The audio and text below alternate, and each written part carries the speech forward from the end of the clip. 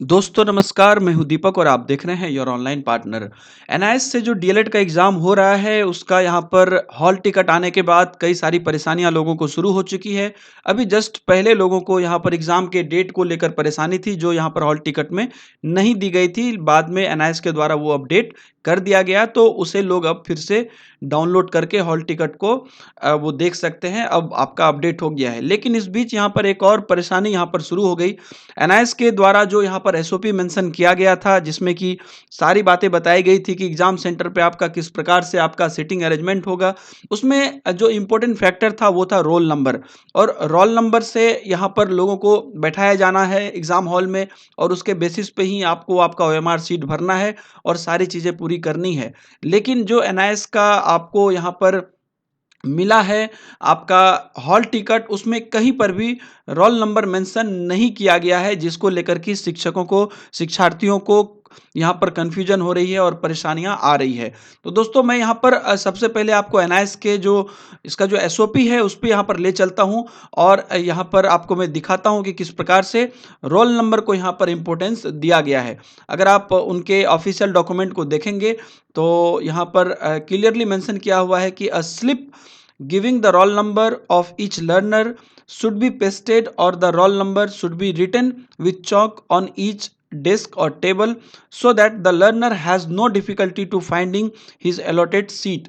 Learners must be seated sufficiently apart to prevent contact. तो यहाँ पर कहा जा रहा है कि हर शिक्षार्थी का रोल नंबर उनके सीट पर, उनके जगह पे मेंशन किया हुआ होना चाहिए। उनके डेस्क पे आइदर या तो कोई स्लिप लगा के, या तो उनका जो है उनके डेस्क पर चौक से लिख के वो मेंशन किया हुआ जाना चाहिए। साथ ही साथ अगर यहाँ पर अगला यहाँ पर रोल रोल नंबर के बारे में अगर आप देखें, तो क्वेश्चन यहाँ पर आपका इंग्लिश और हिंदी दो लैंग्वेज में होगा, या इंग्लिश के साथ साथ आपका रीजनल लैंग्वेज में होगा। आगे यहाँ पे लिखा हुआ है कि सीटिंग अरेंजमेंट में be made as per the medium opted by the examination. A chart depicting the room wise sitting plan with roll number of the learners allotted to each room should be prominently displayed at the entrance of the examination center। तो यहाँ पे ये भी कहा जा रहा है कि जो आपका रोल नंबर होगा उसके साथ, आप उस रोल नंबर के साथ आपका पूरा चार्ट, आपका कहाँ पर किस रूम में आपका सीटिंग है, ये चीज़ आपका जो एग्ज़ाम सेंटर होगा वहाँ पर मेन एंट्रेंस में ही ये पूरा डिटेल्स दिया हुआ रहेगा।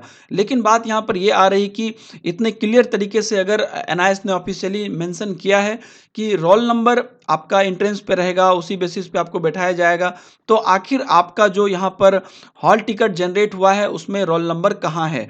उसमें रोल नंबर के बारे में कोई चर्चा नहीं हुई है, तो आपका ये रोल नंबर किस हिसाब से आपको बैठाया जाएगा, और उनका रोल नंबर कहने का यहाँ पर क्या मतलब है? अगर आप यहाँ पर देखें तो a seat marked with his roll number will be allotted to each learner.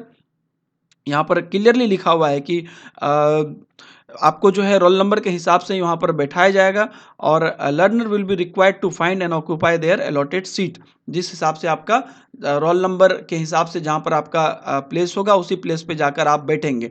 इस प्रकार से रोल नंबर को लेकर बहुत सारी बातें यहाँ पर एनआईएस ने अपने ऑफिशियल डॉक्यूमेंट में मेंशन की थी। लेकिन जब आप यहाँ पर देखते हैं आपका हॉल टिकट, तो आपका रोल नंबर यहाँ पर कहीं पर मेंशन नहीं किया गया है। दोस्तों मैं यहाँ पर आप लोगों से ये बताना चाहता हूँ कि आपको इसमें घबराने की कोई बात नहीं है। यहाँ पर दो केस हो सकता है। पहला तो ये कि हो सकता है कि एनआईएस फिर से अपना जो है एक नया हॉल टिकट जारी करे, या उसमें आपको बताए नया रोल नंबर कुछ, या तो सबसे ज़्यादा जो प्रोबेबिलिटी अभी है वो इस चीज़ का है कि आपके इनरोलमेंट नंबर को आपका रोल नंबर घोषित कर दिया जाए। तो आपका जो इनरोलमेंट नंबर है वो यूनिक है, और एक साथ अगर आप देखें तो आपका रेफरेंस नंबर भी जो है, जो आपके हॉल टिकट पे मेंशन किया हुआ है, वो भी यूनिक है। तो आइदर आपके एनरोलमेंट नंबर को या रेफरेंस नंबर को NIS as a roll number treat करेगा। ज़्यादा चांसेस जो है, अगर वो रोल नंबर अलग से अलॉट नहीं करता है, तो आपके एनरोलमेंट नंबर के बेसिस पे आपको बैठाया जाएगा। तो अगर यहाँ पर अलग से अब कोई रोल नंबर अपडेट नहीं करता है एनआईएस, तो आप लोग बिल्कुल भी चिंता ना करें। आपके पास आपका हॉल टिकट रहेगा जिसमें आपका एनरोलमेंट नंबर और रेफरेंस नंबर मेंशन किया हुआ है। तो most probably either enrolment number रखिए या रेफरेंस नंबर रखिए, इन दोनों में से किसी बेसिस पे वो बैठाएगा, जिसे कि वो रोल नंबर बोलेगा।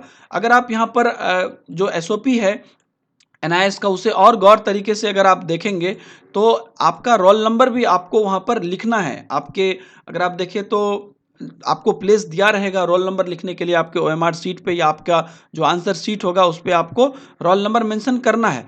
इनफैक्ट जो आपका अटेंडेंस शीट है एनआईएस के पास उसका भी मैं आपको फॉर्मेट दिखा देता हूँ। ये देख लीजिए।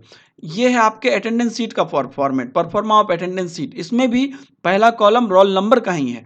Roll number, name of the learner, serial number of answer book और सिग्नेचर ऑफ लर्नर। इस प्रकार का आपको वहाँ पर अटेंडेंस शीट मिलेगा जिसमें कि आपसे साइन करवाया जाएगा।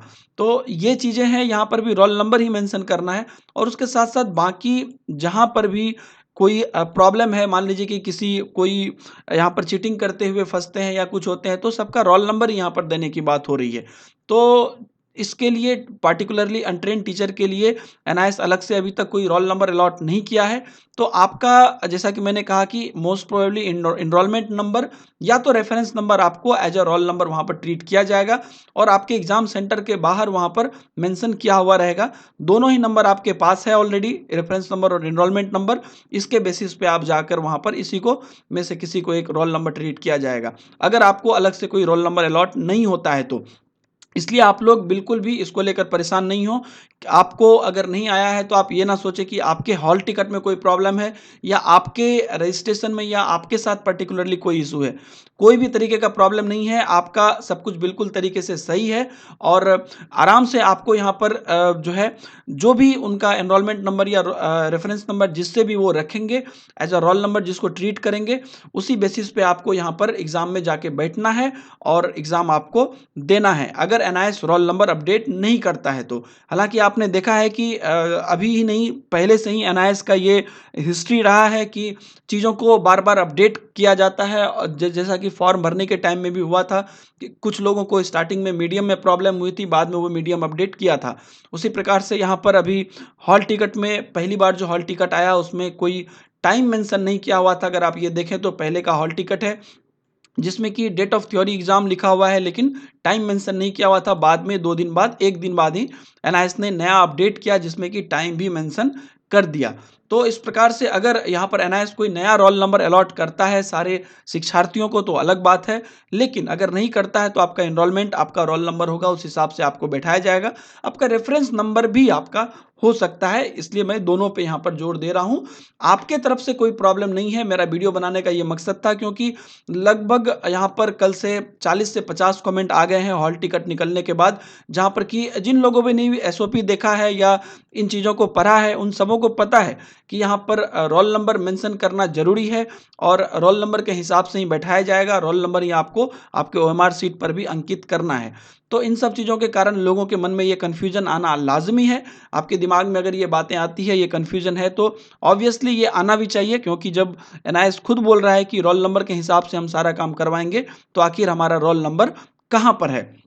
और जहाँ पर रोल नंबर लिखना है एग्ज़ाम के टाइम पे, तो उसके जगह पे हम लोग क्या लिखेंगे अगर रोल नंबर नहीं मिलता है? तो ये क्वेश्चन आपके दिमाग में आना लाज़मी है, लेकिन आप लोग इस चीज़ को लेकर निश्चिंत रहें जब आप एग्ज़ाम सेंटर पे जाएँगे। अगर मान लीजिए एग्ज़ाम से पहले तक ये क्लियर नहीं करता है एनआईएस, अगर क्लियर कर देता है कि आपका एनरोलमेंट नंबर ही रोल नंबर होगा या आपका रेफरेंस नंबर ही रोल नंबर होगा या एक बार फिर से आपके हॉल टिकट को अपडेट कर देता है और आपका नया रोल नंबर आपको दे देता है, तो इन तीनों केस में से अगर कोई चीज़ें होती है तो आपको योर ऑनलाइन पार्टनर पर जानकारी तो मिल ही जाएगी। लेकिन अगर इस प्रकार की कोई बात नहीं होती है तो आप निश्चिंत होकर एग्जाम सेंटर पे जाएँगे। जिस बेसिस पे आपको बैठाया जाएगा वही आपका रोल नंबर होगा। आप समझ रहे हैं ना? मान लीजिए आपका सीटिंग अरेंजमेंट वो रेफरेंस नंबर के हिसाब से करे या एनरोलमेंट नंबर के हिसाब से करे। अगर रोल नंबर अलॉट नहीं होता है तो इन दोनों में से ही जिसके हिसाब से करेगा वो आपका रोल नंबर हो जाएगा और वही आपको रोल नंबर के प्लेस पे अंकित करना होगा। लेकिन यहाँ पर एनआईएस को ये चीज़ें क्लियर करनी चाहिए क्योंकि बार-बार यहाँ पर एनआईएस रोल नंबर मेंशन अपने एसओपी में किया है और रोल नंबर के हिसाब से ही आपका अटेंडेंस भी लेने की बात हो रही है। तो दोस्तों उम्मीद है कि आप लोग यहाँ पर बिल्कुल निश्चिंत रहेंगे और जिस भी प्रकार से एग्जाम सेंटर पे आपको बैठाया जाएगा वही आपको रोल नंबर रेखांकित करना है और वहाँ पे जो गार्डिंग में होंगे उनसे भी ये चीज़ें आप कन्फर्म कर सकते हैं। तो आपका ये कन्फ्यूज़न ज़रूर दूर हो गया होगा और आप लोग अब समय कम है, ये सब चीज़ों पे आप लोग बिल्कुल अभी परेशान ना हो, अपना पूरा फ़ोकस आप लोग अपने पढ़ाई पर लगाएँ और योर ऑनलाइन पार्टनर का हमेशा ये उद्देश्य रहा है कि आप लोगों को जहाँ से जहाँ तक हो को मैं कोशिश करता हूँ मदद करने की। तो चलिए इस वीडियो में इतना ही था। अगर आपको हमारा वीडियो पसंद आता है, तो वीडियो को लाइक ज़रूर कर दीजिएगा और कमेंट करिए अगर आपका कोई सुझाव या सलाह है तो। आप भी अगर लोगों की मदद करना चाहते हैं, तो इस वीडियो को आप फेसबुक, व्हाट्सएप हर ग्रुप में, हर जगह पे शेयर कर दीजिए ताकि लोगों को मदद हो सके। साथ ही साथ अगर आप हमारे चैनल पे नए हैं, तो आपसे रिक्वेस्ट है कि आप वीडियो के नीचे में आपको रेड कलर का सब्सक्राइब बटन दिख जाएगा, वहाँ से आप चैनल को सब्सक्राइब कर सकते हैं और सब्सक्राइब करने के बाद बगल में बेल आइकन आएगा, उसे दबा देंगे तो आगे की वीडियो की नोटिफिकेशन मिलती रहेगी। ये सब बिल्कुल मुफ्त है। मिलते हैं नए वीडियो में। Bye bye. जय हिंद।